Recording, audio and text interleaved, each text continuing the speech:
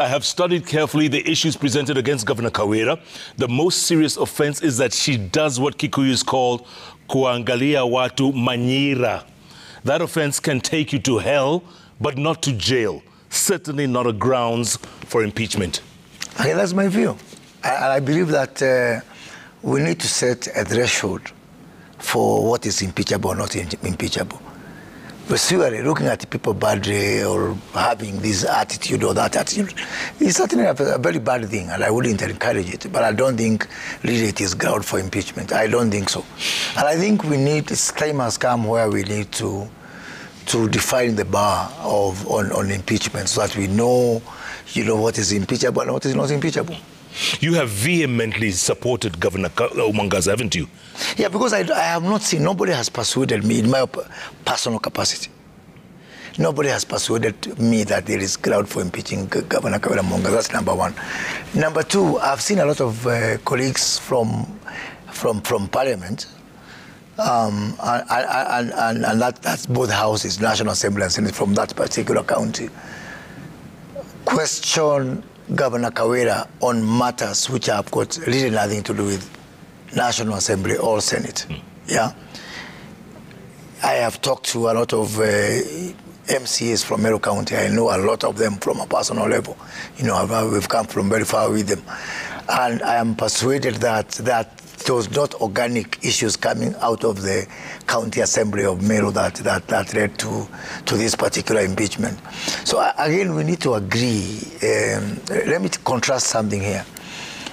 We have got, on one hand, MPs from Meru talking to the governor about issues which are completely devolved matters, issues with the ECDs and all that, and hospitals, devolved function, which is really, in my opinion, the preserve of the MCAs.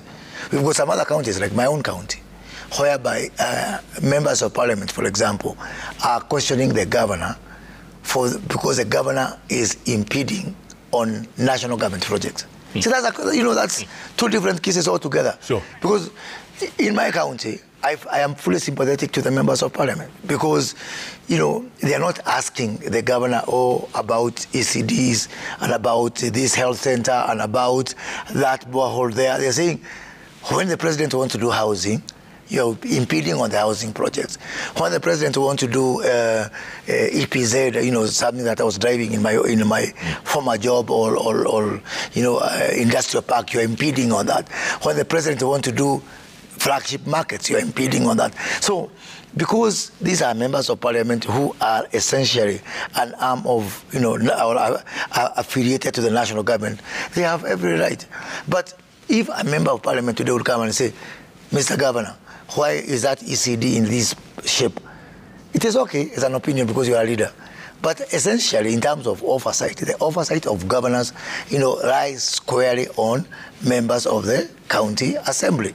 And in the case of Meru County, with a lot of respect to my colleagues, most of whom we served in the previous parliament, I'm finding a little bit people not keeping to their lanes, where, I have seen people trying to move somehow into an area that should be really for the county assemblies, to provide that particular oversight.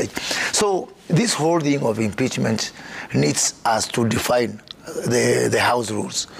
Otherwise, as it stands now, there is a very huge, danger or risk of witch hunting, or people using it to settle scores, people fighting for the next election after the last one. Do you think it's become very personal in Meru? Absolutely, very personal, extremely personal. And I think all Kenyans saw what, the kind of things that my good friend Mpuru Abuli said about that particular governor. It is regrettable. Yeah. Assume she is wrong. Am I saying that Kawira Mwangaza is a saint? No. But I'm just saying that there should be some limits.